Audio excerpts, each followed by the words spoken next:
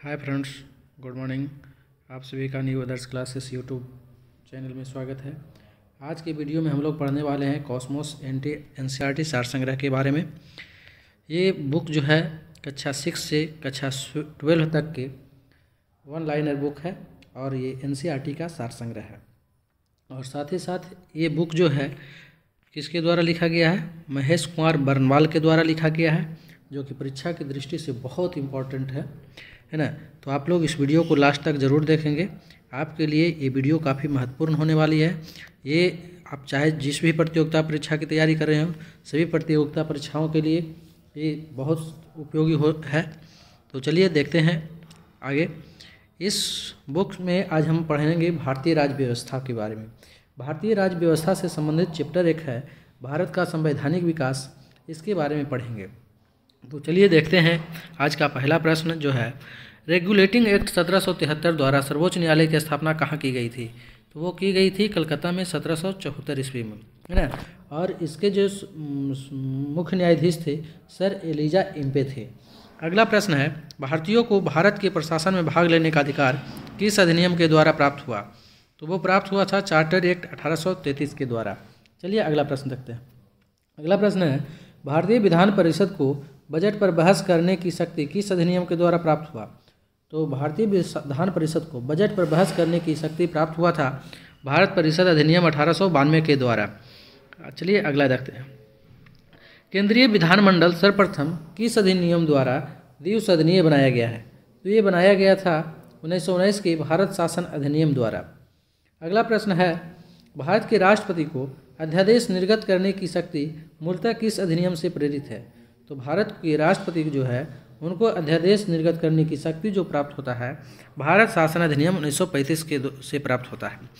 चलिए देखते हैं, इस चार्ट के माध्यम से समझते हैं कि भारत के संवैधानिक विकास को दो भागों में बांटा गया है।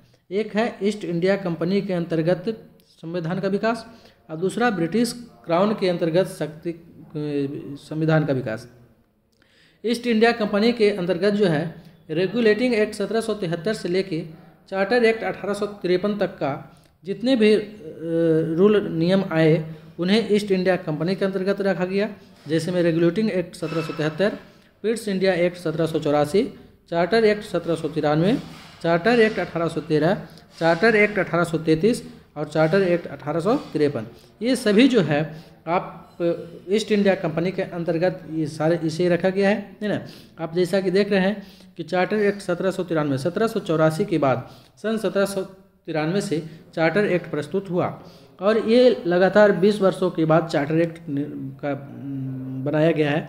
तो अब 1793 के बाद 1720 वर्ष के बाद 1813 हो गया।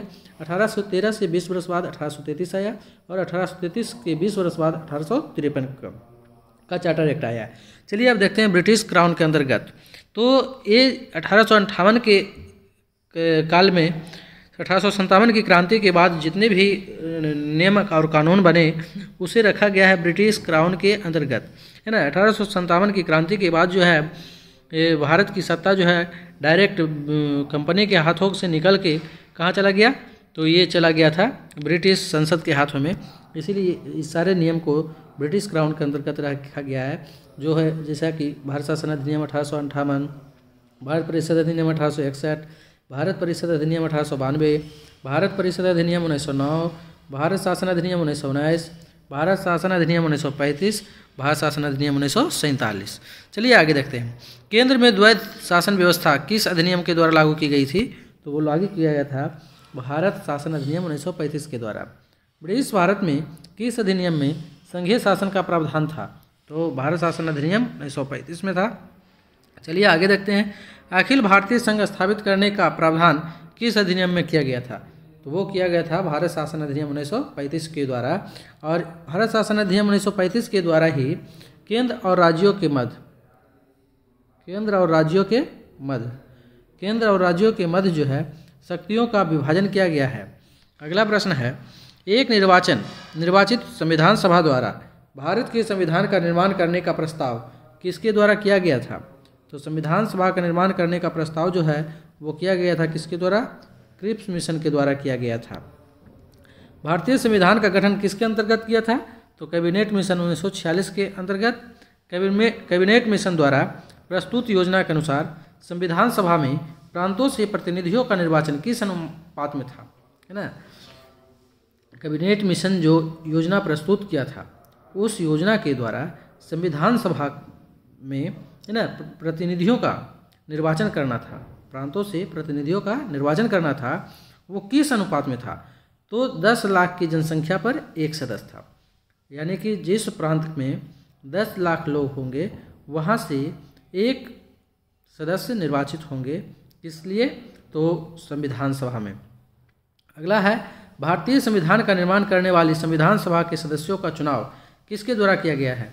तो संविधान सभा का निर्माण करने वाली संविधान सभा के सदस्यों का चुनाव किया गया था विभिन्न प्रांतों की विधानसभाओं के द्वारा किया गया था। वर्ष 1946 में अंतरिम सरकार का गठन हुआ था। उस सरकार में बहुत सारे लोगों को, बहुत सारा लोग जो है कुछ विभाग दिए गए थे, उनके सदस्य बनाए गए थे। जो देखिए कौन कौन है, तो राष्ट्रमंडल संबंध तथा विदेश मामले, है ना, इसका सदस्य कौन थे? तो वो थे पंडित जवाहरलाल नेहरू। गृह सूचना एवं प्रसारण मंत्री कौन थे? तो गृह सूचना एवं प्रसारण मंत्री थे सरदार वल्लभ भाई पटेल। खाद्य एवं कृषि मंत्री कौन थे? डॉक्टर राजेंद्र प्रसाद थे। उद्योग एवं नागरिक आपूर्ति कौन थे? तो जॉन मथाई थे। श्रम मंत्री जगजीवन राम थे। रक्षा मंत्री सरदार बलदेव सिंह थे। वित्त मंत्री लियाकत अली खान थे। शिक्षा एवं कला मंत्री कौन थे? श्री राज गोपालाचारी। भारत शासन अधिनियम 1919 की समीक्षा करने के लिए वर्ष 1927 में साइमन कमीशन का गठन किया गया था। चलिए आगे देखते हैं। भारत की संविधान सभा की पहली बैठक कब हुई थी? तो भारत की संविधान सभा की पहली बैठक हुई थी 9 दिसंबर 1946 को। और इस भारतीय संविधान का प्रथम प्रारूप किसके द्वारा तैयार किया गया था? तो वो किया गया था BN राव के द्वारा। चलिए आगे देखते हैं। संविधान सभा का अस्थायी अध्यक्ष किसे चुना गया था? डॉक्टर राजेंद्र प्रसाद। जबकि अस्थायी अध्यक्ष किसे चुना गया था? तो सच्चिदानंद सिन्हा को। अगला प्रश्न है, संविधान सभा में पंडित नेहरू द्वारा उद्देश्य प्रस्ताव कब प्रस्तुत किया गया था? तो उद्देश्य प्रस्ताव प्रस्तुत किया गया था 13 दिसंबर 1946 को। किसके द्वारा प्रस्तुत किया गया था? तो पंडित जवाहरलाल नेहरू के द्वारा प्रस्तुत किया गया था। नेहरू द्वारा प्रस्तुत उद्देश्य प्रस्ताव संविधान सभा में कब स्वीकृत हुआ था? तो ये स्वीकृत हुआ था 22 जनवरी 1947 को। 13 दिसंबर 1946 को उद्देश्य प्रस्ताव प्रस्तुत किया गया और इसे स्वीकार किया गया था 22 जनवरी 1947 को।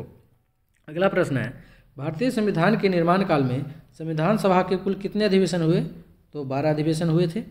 भारतीय संविधान के निर्माण में संविधान सभा को कितना समय लगा था? तो 2 वर्ष 11 महीना 18 दिन। ये 2 वर्ष 11 महीना और 18 दिन में कुल कितने अधिवेशन हुए थे? 12 अधिवेशन हुए थे। भारतीय संविधान के सभा के संवैधानिक सलाहकार कौन थे? तो वो थे BN राव। अगला प्रश्न है, भारत की संवैधानिक सभा ने वर्तमान रूप से राष्ट्रीय ध्वज को कब अपनाया था? तो संविधान सभा ने राष्ट्रीय ध्वज को अपनाया था 22 जुलाई 1947 को। कब अपनाया था? 22 जुलाई 1947 को अपनाया था। संविधान सभा की प्रथम बैठक जो है की अध्यक्षता किया था किसने? डॉक्टर सच्चिदानंद सिन्हा ने। और ये अस्थायी अध्यक्ष बने थे कब? तो 9 दिसंबर के 9 दिसंबर 1946 को। इसके 2 दिन बाद 11 दिसंबर को डॉक्टर राजेंद्र प्रसाद को अस्थायी अध्यक्ष चुना गया था। अगला प्रश्न है हमारा, भारत का संविधान कब स्वीकार किया गया? तो 26 नवंबर 1949 को। भारतीय संविधान पूर्णतः कब लागू हुआ? 26 जनवरी 1950 को।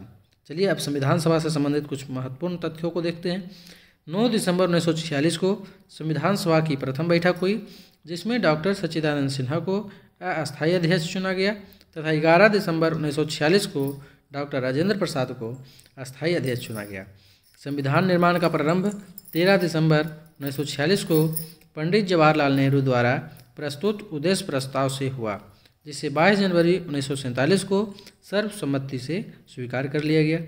26 नवंबर 1949 को भारतीय संविधान अंगीकृत किया गया, जबकि 26 जनवरी 1950 को इसे पूर्णतः लागू किया गया था।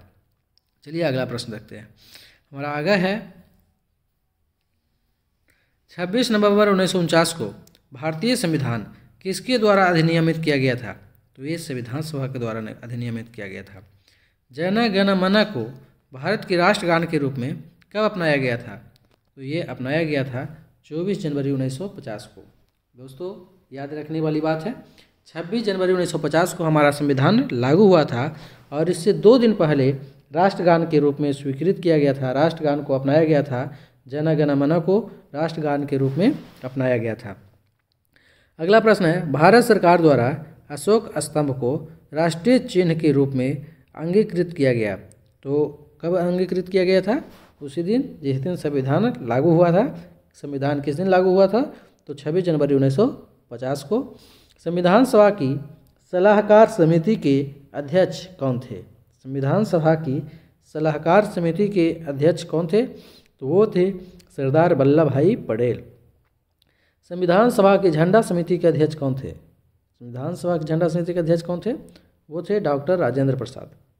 अब है प्रमुख समितियां एवं उनके अध्यक्ष। चलिए देखते हैं।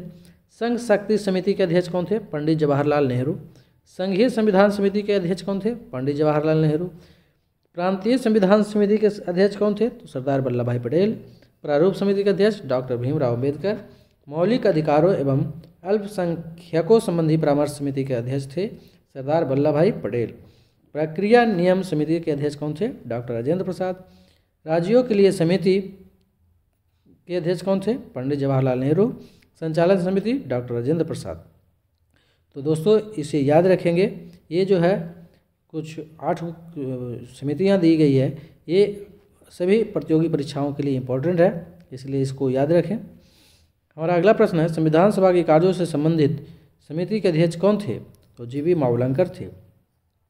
अब चलिए देखते हैं इससे संबंधित कुछ महत्वपूर्ण तथ्य।